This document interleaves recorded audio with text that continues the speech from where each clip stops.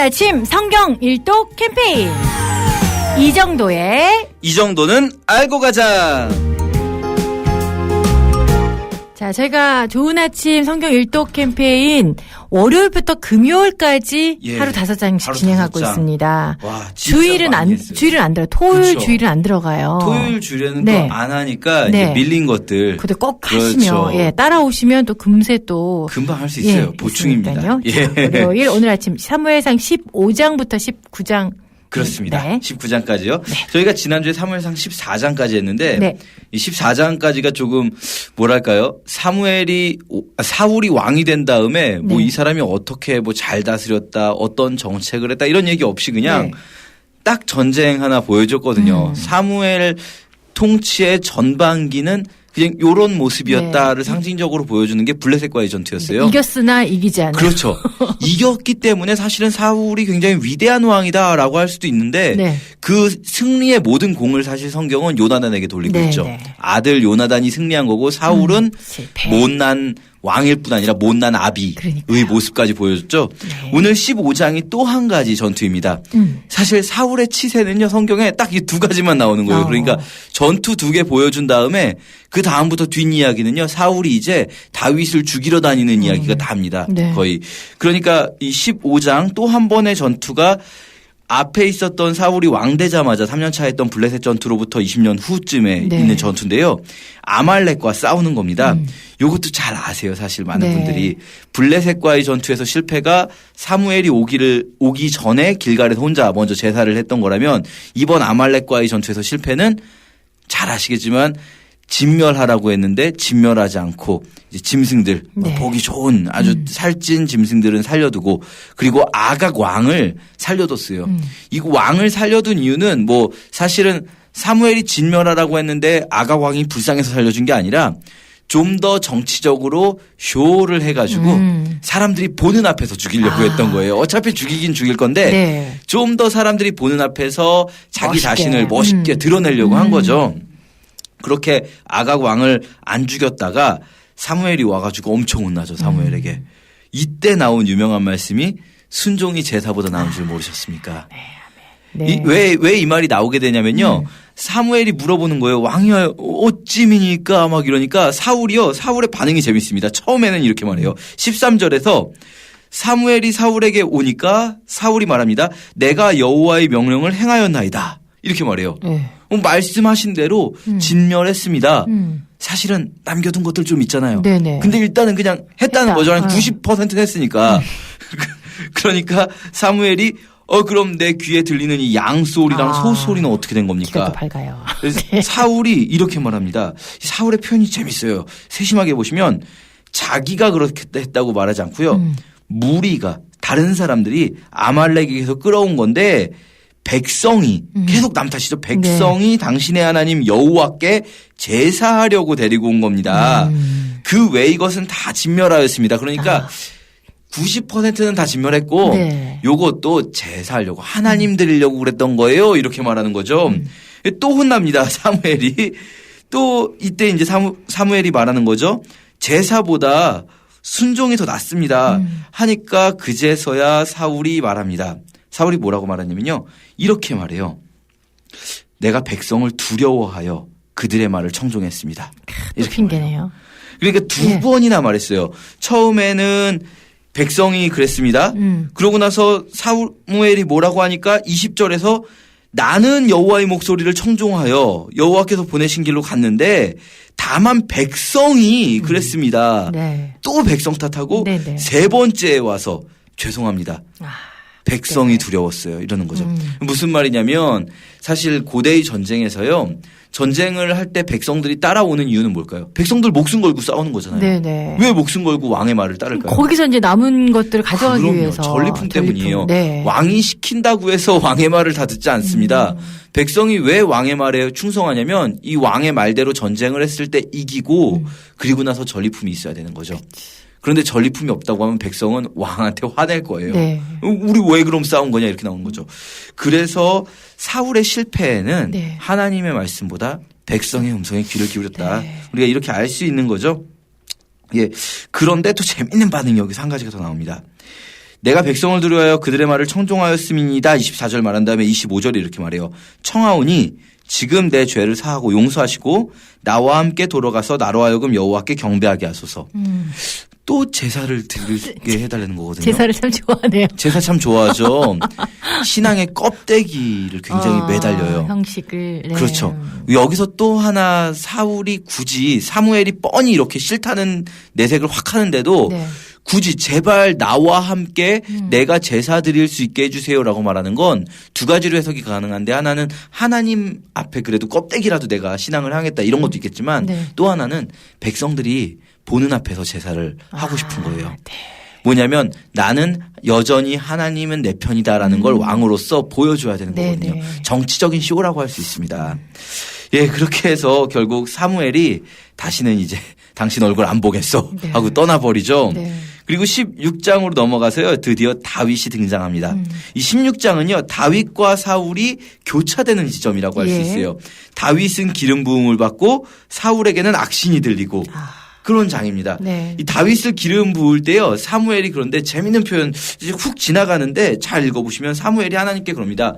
하나님이 베들레헴에 가서 기름 부어라 그랬더니 하나님 제가 지금 라마에 있는데 지도를 보시면 라마와 베들레헴 사이에 기브아가 있어요. 기브아에 그러니까 사울이 있는 거고요. 네. 라마에 사무엘이 있습니다.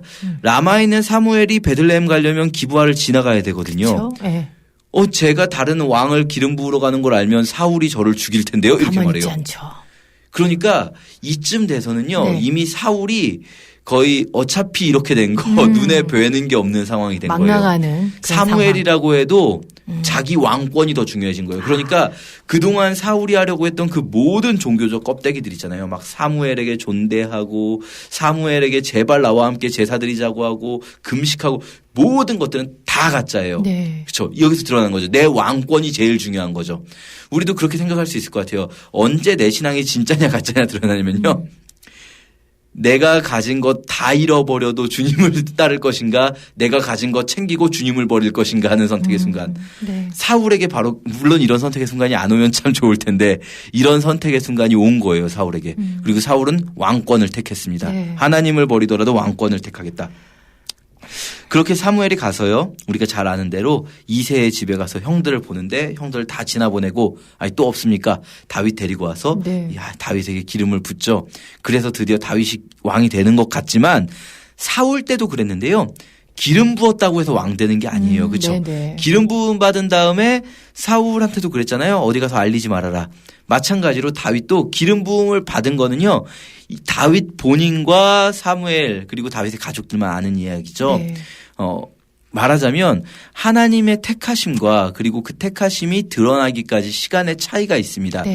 하나님이 우리를 구원으로 택하시고 또 구원뿐 아니라 우리 삶의 어떤 여정 가운데 우리를 어떤 자리에 택하셨을지라도요. 그것이 바로 이루어지지 않을 수 있어요. 네. 그 과정에 조금 시간이 필요할 수 있습니다. 그것 때문에 우리가 힘들잖아요. 그렇죠. 네. 그 과정에 다윗은 특히 힘들었어요. 맞아요. 예, 우리 네. 사실 제가 볼 때 거의 쌍벽을 이루는 사람이 구약에서 아브라함하고 다윗이 아닐까 싶어요. 하나님의 약속을 받은 다음에 네. 다윗은 기름 부음이겠고 아브라함은 음성의 약속이겠고요. 네. 약속을 받은 다음에 그 약속이 성취되기까지 정말 쉽지 않은 삶을 네. 살게 되거든요. 예, 그렇게 다윗이 16장에서 기름 부음 받고 17장에서 다윗이 엘라 골짜기에서 드디어 골리앗을 만나면서 네. 역사의 전면에 등장하죠. 물론 16장에서 그 전에 이제 수금 연주자로서 왕실에 고용되긴 하는데 아마 16장에서 다윗이 왕실에 고용됐을 때는 그냥 수금 연주자 아이 뭐 요 정도였을 것 같아요. 네. 뭐 유명 인사는 아니고 그런데 골리앗과의 싸움에서 확 역사의 전면에 등장해서 골리앗을 이기죠. 요 골리앗과의 싸움 장면 엘라 골짜기 전투가 좀 재밌는데 저희가 많이 이렇게 오해할 수가 있어요. 어떤 오해를 할 수 있냐면 다윗이 무턱대고 그냥 장갑도 없이 네네. 예, 그냥 무턱대고 나갔다. 그래가지고 그냥 오직 하나님의 이름만 의지해서 승리했다. 물론 이렇게 될 수도 아닌가요? 있겠죠. 네. 그런데 사실 다윗이 갑주를 걸치지 않은 이유는요. 네. 이 갑주가 사울의 갑주예요. 사울은요. 키가 크다고 그러셨죠. 다른 사람보다 네. 머리 하나가 큰 사람이거든요. 네. 근데 왜 하필 사울의 갑주를 입어야 되냐면 블레셋이 이스라엘의 철공들을 다 데리고 가는 바람에 이스라엘의 대장장이가 없어서 네. 이스라엘에는 무기가 없어요. 지금 갑옷과 무기가 없는 상태. 거의 왕거밖에 없는 상황이군요. 사울과 요나단만 갑주를 걸치고 있고 예. 나머지 백성들은 뭐 농기구 들고 와서 네. 싸우는 상황인 겁니다. 그렇게 나오거든요, 성경에. 네. 그러니까 사울의 갑주를 줬는데 이게 맞지 않으니까 당연히 요거 불편합니다 하고 내던지는 거죠. 그리고 평소에 자기가 자신이 있었던 물맷돌을 들고 나가는데 이 물맷돌이요 사실 이제 뭐 아시리아 벽화 이런 거 검색해 보시면 인터넷에 벽화 나오는데요. 네.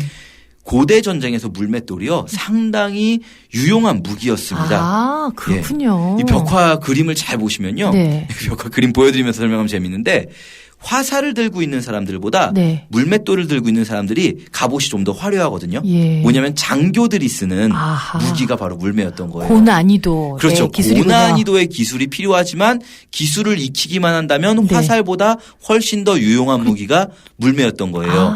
그러니까 그만큼 다윗이 평소에 이 물매질로 유명한 사실 네. 그 전에도 물매질로 유명한 사람들이 있었는데요. 사사기에서 베냐민 지파 마지막 전투 때 네. 베냐민 지파가 뭐 나머지 지파 연합군을 다 계속 이기거든요. 네. 그때 뭐라고 나오냐면 물매에 능한 자들로서 물매를 던지면 한 호리도 어긋남이 없는 사람들이었습니다. 맞아. 네네.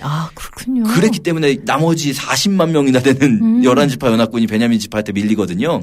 그러니까 이 물매라는 게 고대에 아주 유용한 무기였어요. 그냥 단순히 어린아이 장난감이 아닌 거죠. 그냥 호랑이 잡으려고 늑대 잡으려고 그렇죠. 연습한 게 아니라 애초부터 준비된 군사네요. 아주 그 호랑이나 늑대는 좀 아니죠. 이쪽에서는 사자입니다. 사자인가요? 네. 사자나 곰이 나타나도 네. 쫓아낼 수 있게 내가 기왕 양치는 거 네. 내가 곰도 이길 수 있는 양치가 되겠다. 이런 마음으로 훈련을 한 것 같아요. 네. 어쨌든 다윗이 골리앗을 싸우러 나갈 때도 이렇게 나옵니다. 17장 40절에 손에 막대기를 가지고 매끄러운 돌 5을 골라요. 네. 이 5은 뭐냐면 사실 뭐 워낙 유명한 목사님이시죠. 이찬수 목사님이 이 말씀으로 설교하실 때 저도 많이 은혜 받았는데요. 이 5은 뭐냐면 그냥 한 방에 던지면 하나님이 다 성공시켜 주리라는 생각까지 안 할 수도 있는 거예요. 네. 내 실력을 구비하는 거죠. 실제로는 한 방에 성공했어요. 하나님이 도와주셔서. 네. 하지만 그렇지라도 나는 내 실력을 일단 구비해 놓는 거죠.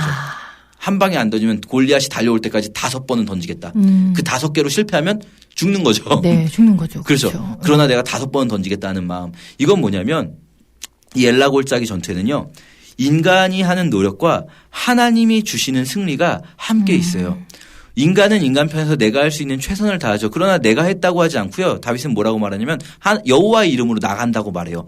자기 자신이 그동안 수없이 많이 노력을 했겠죠. 물매를 던지면서. 하지만 그 모든 것을 한마디로 이야기해요. 여호와의 이름으로 나가는 거죠. 그렇게 나갈 때 하나님이 함께 해주셔서 승리를 주시는 거죠.